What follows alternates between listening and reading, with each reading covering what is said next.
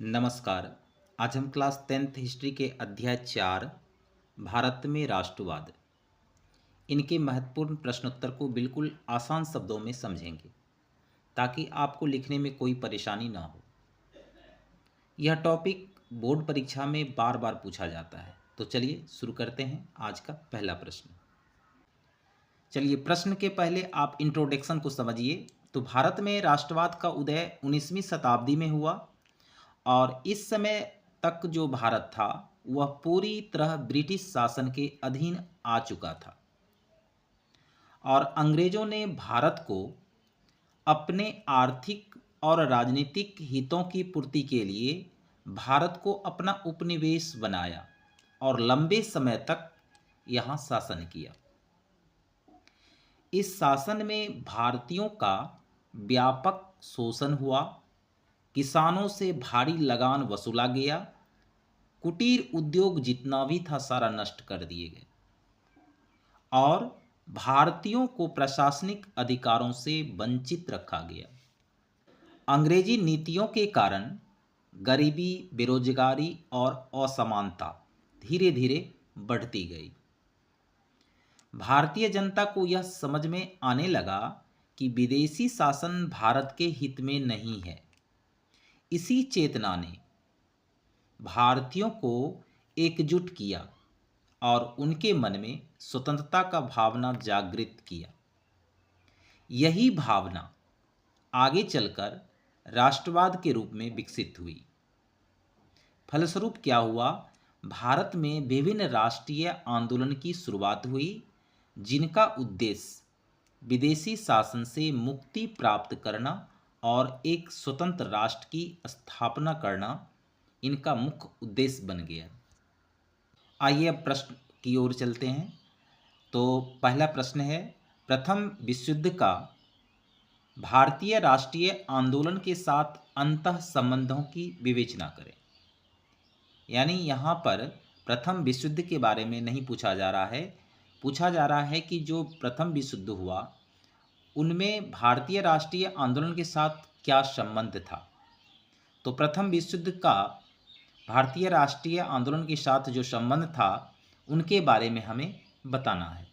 तो प्रथम विश्व युद्ध कब हुआ था? 1914 से 1918 के बीच चला था और यह जो युद्ध था वह इतिहास का एक महत्वपूर्ण मानव निर्मित घटना थी जिसका गहरा प्रभाव भारत तथा भारतीय राष्ट्रीय आंदोलन पर पड़ा और इस युद्ध ने भारतीयों में राजनीतिक चेतना को तीव्र किया और स्वतंत्रता आंदोलन को नई दिशा प्रदान की। तो प्रथम विश्व युद्ध के समय अंग्रेजों ने भारत से धन, कच्चा माल और सैनिकों का व्यापक उपयोग किया था। यहाँ से बहुत सारे सैनिक प्रथम विश्व युद्ध में अंग्रेजों का साथ देने गया। तो युद्ध में भारत ने इंग्लैंड को भारी सहायता दी, हर तरह से, धन से, सैनिकों से। इसके बदले अंग्रेजों ने भारतीयों को स्वशासन देने का जो आश्वासन दिया, अंग्रेजों ने इसके बदले कहा भारतीयों से कि अगर आप हमें इस युद्ध में अपना साथ देते हैं तो हम वादा करते हैं आपको अपना राज्य लौटा देंगे, जिससे भारतीयों में स्वतंत्रता की आशा जगी। किंतु युद्ध जब समाप्त हुआ तो उसके बाद अंग्रेजों ने जो सरकार से अपने वादे किए थे उन वादों को पूरा करने के बजाय वह क्या किया? कुछ दमनकारी नीतियां अपनाना शुरू कर दिया। तो पहला दमनकारी नीतियों में था रॉलेट एक्ट जो 1919 में पारित किया गया। इसके अंतर्गत बिना मुकदमा चलाए किसी को भी गिरफ्तार किया जा सकता था, रॉलेट एक्ट कानून के तहत।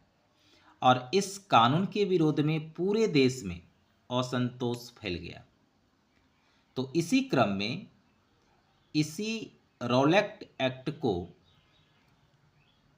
विरोध करने के लिए 1919 में अमृतसर के जालियांवाला बाग में एक शांतिपूर्ण सभा आयोजित किया गया, लेकिन उन सभा को देखते हुए जनरल डायर के द्वारा क्या हुआ, उस सभा और भीड़ में गोली चलाई गई, जिसमें सैकड़ों निर्दोष लोग मारे गए। और इस घटना ने भारतीय जनता के मन में ब्रिटिश शासन के प्रति घोर घृणा भर दी। जालियांवाला बाग जो हत्याकांड हुआ, और किसके इशारे पर हुआ, तो जनरल डायर के इशारे पर हुआ। तो ये घटना ने भारतीय जनता के मन में ब्रिटिश शासन के प्रति घृणा भर दी और राष्ट्रीय आंदोलन को तीव्र बना दिया। तो पहला कारण था रॉलेट एक्ट। दूसरा कारण था कि प्रथम विश्व युद्ध का एक महत्वपूर्ण प्रभाव खिलाफत आंदोलन के रूप में भी सामने आया। ठीक है, युद्ध में क्या हुआ, तुर्की के सुल्तान अर्थात खलीफा ने जर्मनी का पक्ष लेकर ब्रिटेन के विरुद्ध युद्ध किया था। तुर्की के जो सुल्तान थे उन्होंने किनका साथ दिया, जर्मनी का, और जर्मनी ब्रिटेन के विरुद्ध था विश्व युद्ध में। तो युद्ध में तुर्की की क्या हुई, हार हो गई और ब्रिटेन ने तुर्की साम्राज्य का विघटन, खलीफा का अपमान किया। कहने का अर्थ है कि जर्मनी की जब हार हुई तो तुर्की की भी हार हुई, और तुर्की का जैसे ही हार हुआ, ब्रिटेन ने तुर्की साम्राज्य का विघटन कर दिया और वहाँ खलीफाओं का अपमान किया गया। इससे भारतीय मुसलमानों में भारी असंतोष उत्पन्न हो गया। इस असंतोष के परिणाम स्वरूप खिलाफत आंदोलन प्रारंभ हुआ, जिसे महात्मा गांधी ने राष्ट्रीय आंदोलन से जोड़ दिया।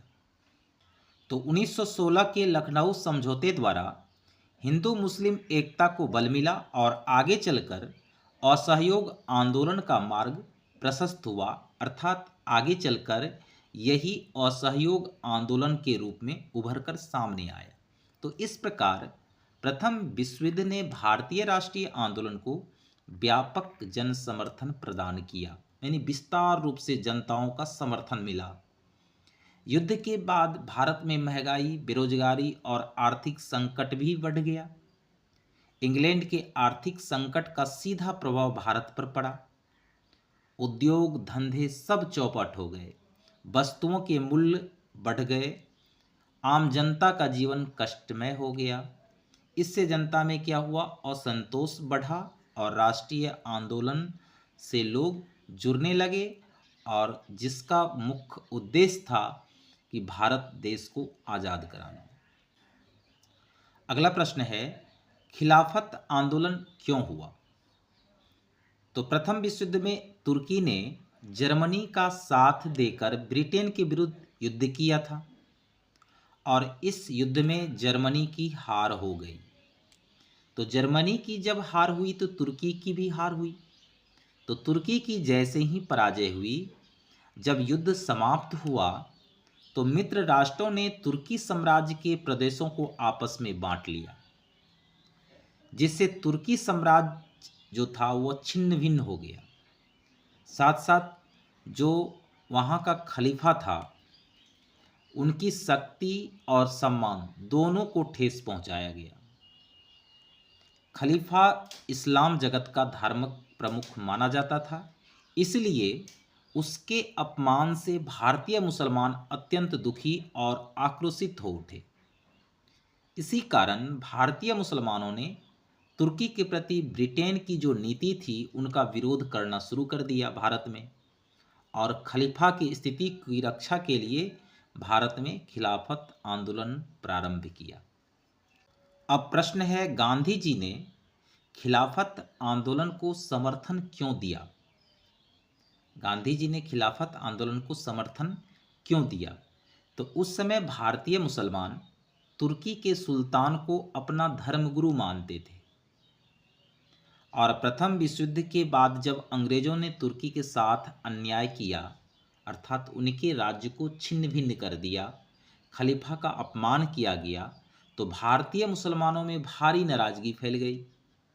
इसी के विरोध में 1919 में खिलाफत कमेटी बनाई गई और देश भर में आंदोलन की शुरुआत हो गई। गांधी जी ने इस आंदोलन को हिंदू मुस्लिम एकता को मजबूत करने के लिए, यानी ये जो खिलाफत आंदोलन हुआ, इस आंदोलन में गांधी जी ने भाग लिया और गांधी जी समझते थे कि अगर इन आंदोलन में हमारा साथ रहे तो वहाँ की जनता जो होगी अर्थात हिंदू और मुसलमान सब एकजुट हो जाएंगे और उन्हें लगा कि अगर दोनों समुदाय साथ आ जाएंगे तो आज़ादी की लड़ाई और भी ताकतवर हो जाएगी। इसी सोच के कारण गांधी जी ने खिलाफत आंदोलन को समर्थन किया। अब आगे प्रश्न है, खिलाफत आंदोलन की मुख्य मांगें क्या थी? तो खिलाफत आंदोलन की मुख्य 3 मांगें थी। पहली मांग यह थी कि तुर्की के साथ शांति से संधि की जाए और उनके साथ अन्याय न हो। और दूसरी मांग यह थी कि मुसलमानों के जो पवित्र स्थान हैं और साथ साथ खलीफा का जो उन पर अधिकार है वह अधिकार बना रहे। और तीसरी मांग यह थी कि खलीफा के पास इतना क्षेत्र बना रहे जिससे वह इस्लाम धर्म की रक्षा कर सके। तो खिलाफत आंदोलन की ये मुख्य 3 मांगें थी। अब आगे प्रश्न है, असहयोग आंदोलन के कारण और परिणाम का वर्णन करें। यह प्रश्न दीर्घ उत्तरीय प्रश्न के अंतर्गत अर्थात 5 मार्क्स के अंतर्गत प्रश्न पूछा जाता है। असहयोग आंदोलन के कारण और परिणाम। तो अगस्त 1920 ईस्वी में महात्मा गांधी के नेतृत्व में असहयोग आंदोलन का प्रारंभ हुआ। अर्थात असहयोग आंदोलन कब हुआ? 1920 में। किसके नेतृत्व में? तो महात्मा गांधी के नेतृत्व में। इनके प्रमुख कारण और परिणाम निम्नलिखित हैं। तो पहला कारण है खिलाफत का मुद्दा, अर्थात प्रथम विश्व युद्ध में तुर्की की हार हुई। तुर्की के जो सुल्तान थे जिन्हें मुसलमान अपना धर्मगुरु मानते थे, उनका अपमान किया गया और तुर्की साम्राज्य को तोड़ दिया गया अर्थात छिन्न भिन्न कर दिया गया। इससे भारतीय मुसलमान काफ़ी दुखी हुए। फलस्वरूप 1919 ईस्वी में खिलाफत कमेटी का गठन हुआ और गांधी जी ने हिंदू मुस्लिम एकता के लिए खिलाफत आंदोलन का समर्थन किया। दूसरा कारण है स्वराज्य की प्राप्ति, अर्थात प्रथम विश्व युद्ध के समय भारत ने ब्रिटिश सरकार को सहयोग दिया क्योंकि ब्रिटिश सरकार ने के द्वारा कहा गया था कि इस युद्ध में तुम हमें साथ दो, हम तुम्हें स्वराज्य लौटा देंगे।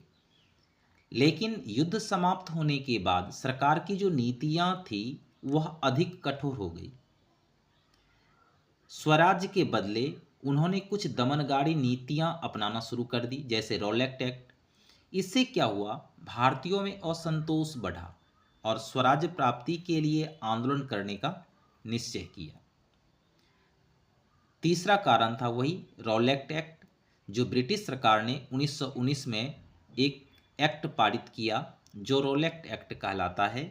इस कानून के अंतर्गत किसी भी व्यक्ति को संदेह के आधार पर बिना मुकदमा चलाए गिरफ्तार किया जा सकता था और न्यायालय में अपील का अधिकार भी नहीं था। तो गांधी जी ने इसके विरोध में सत्याग्रह आरंभ किया। तो तीसरा कारण था रॉलेट एक्ट। चौथा कारण था जालियांवाला बाग हत्याकांड। यह भी रॉलेट एक्ट के विरोध में एक सभा का आयोजन किया गया था। कब? 13 अप्रैल 1919 को अमृतसर के जालियांवाला बाग में एक शांतिपूर्ण सभा की जा रही थी। तो उन सभाओं पर जनरल डायर के द्वारा गोली चलाने का आदेश दिया गया। तो इस घटना में सैकड़ों लोग मारे गए और हजारों घायल हुए। तो इस हत्याकांड से पूरे देश में रोष फैल गया और अंग्रेजी शासन के प्रति क्या हुई? घृणा बढ़ गई, जो इस आंदोलन का कारण बना। कौन सा? तो असहयोग आंदोलन।